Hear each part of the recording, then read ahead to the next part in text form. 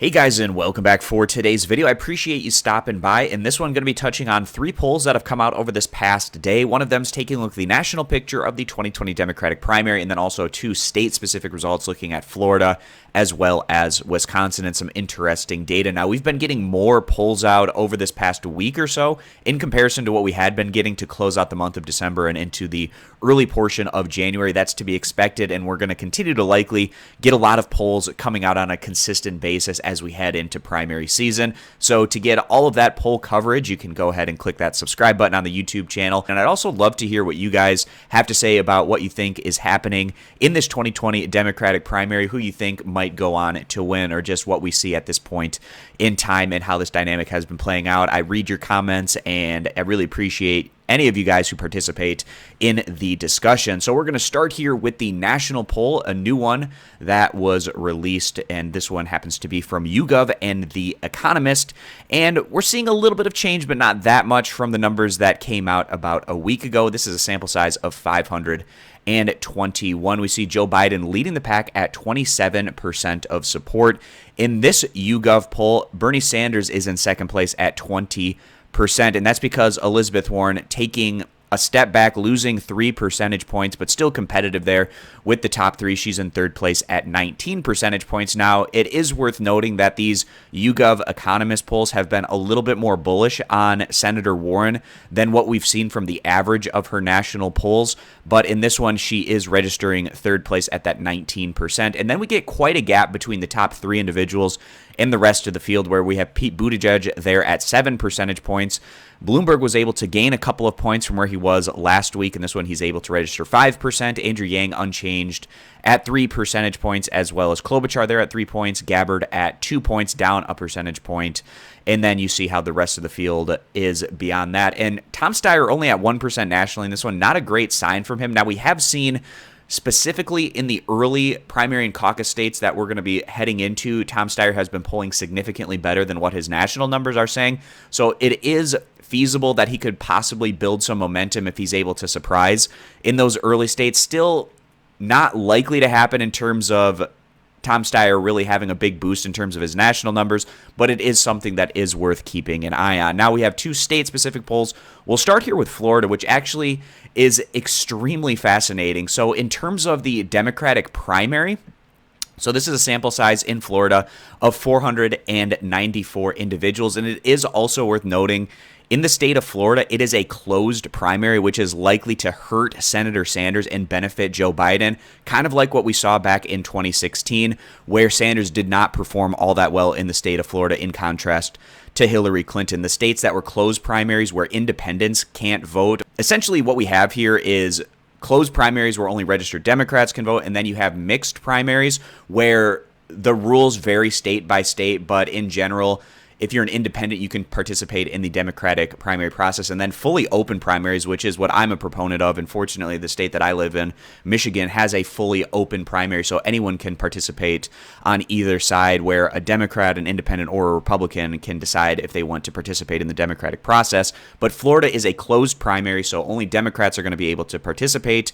And we're seeing that likely be a benefit to Biden in the poll numbers as well, where he's really running away with this one at 42 percentage points in first place. And that's up 8 points from where he was in the prior Florida poll that we got from FAU, but that was all the way back in mid-September, so quite a significant time period. You expect to see some shifting around in that period of time, but Biden definitely a positive for him in this one. Also, Sanders able to gain a couple of points over that 15 percentage point threshold, this one grabbing 16%. Pretty devastating for Elizabeth Warren. She's there at 10 percentage points, which is down 14 points from where she was in the prior result.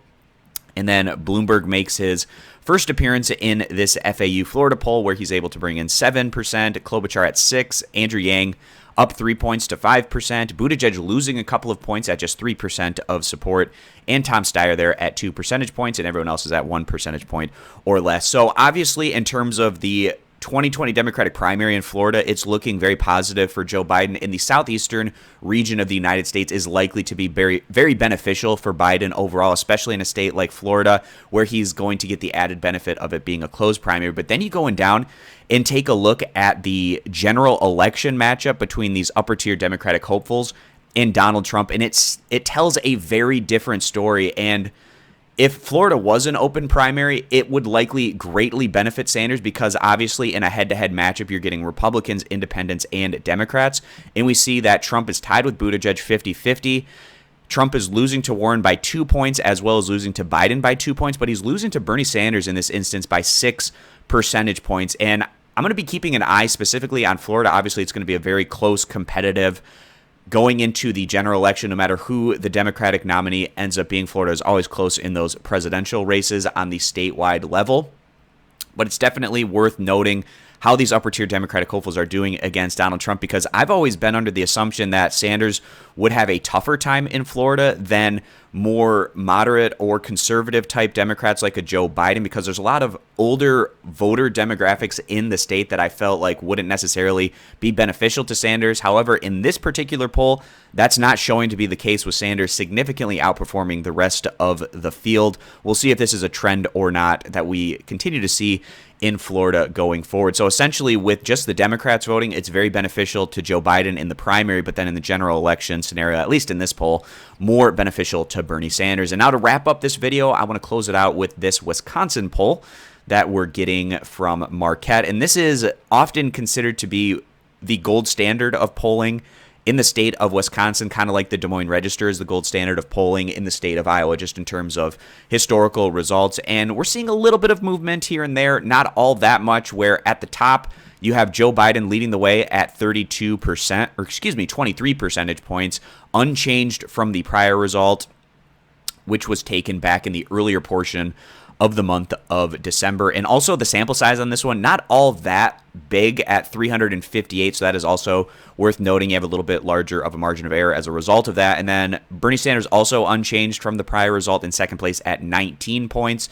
Back in the earlier December poll that we got out of Wisconsin from this resource, it was a big tightening of the race between Biden and Sanders, where Biden had a much larger lead in the poll result prior to that, but unchanged from where we were a little over a month ago, with Biden having a 4 percentage point lead. And then we see Pete Buttigieg in third place at 15%. In fourth place, Elizabeth Warren at 14 percentage points. Buttigieg unchanged, Warren losing 2 percentage points. And this is something that we've been seeing consistently from Warren over the past 3 months or so, where she's been receding in the national polls, but then also in the state-by-state specific results, in some instances taking quite a significant step back, and then also little steps here and there. So in this Wisconsin poll, she's down 2 points.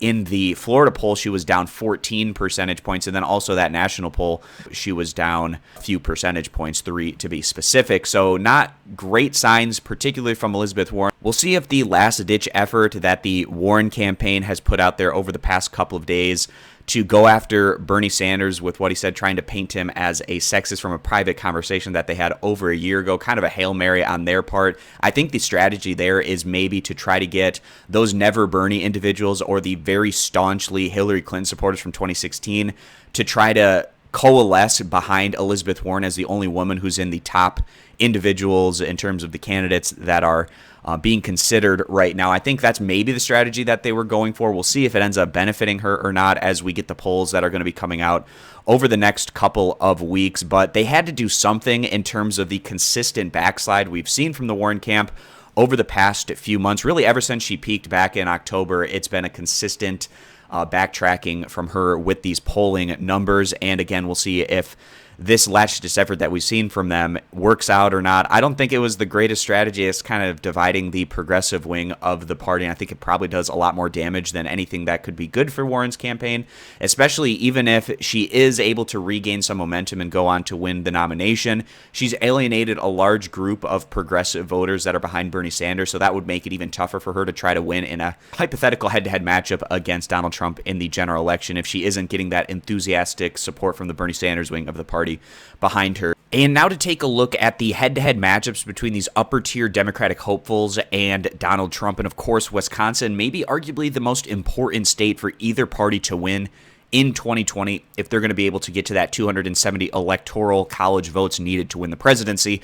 And we can see that of the top-tier Democrats, the only ones that are eclipsing Donald Trump are Joe Biden and Bernie Sanders. And Biden a little bit more so than Sanders, where he's at 49% compared to Donald Trump, who's at 45%.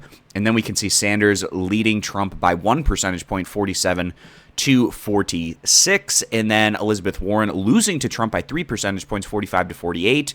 And Pete Buttigieg also losing to Donald Trump in this instance, 44% to 46%. And we see this a lot in these head-to-head matchups where, in general, it tends to be Biden and Sanders doing the best against Trump, especially in a lot of these key battleground states, whereas Warren and Pete Buttigieg have a little bit tougher time in terms of that electability narrative against Trump than what we're seeing from the other two top Democratic hopefuls. That's going to wrap this one up, guys. Those are the 3 polls that I want to touch on, taking a look at the national as well as Florida and Wisconsin, these 3 polls that came out over this past day, and we're likely to continue to get more polls coming out as we get closer to primary season. So please consider subscribing to the YouTube channel, and I'd love to hear your guys' thoughts on the current race and what's going on in the 2020 Democratic primary field down in the comment section and be part of the discussion. And we'll see you back here for the next video.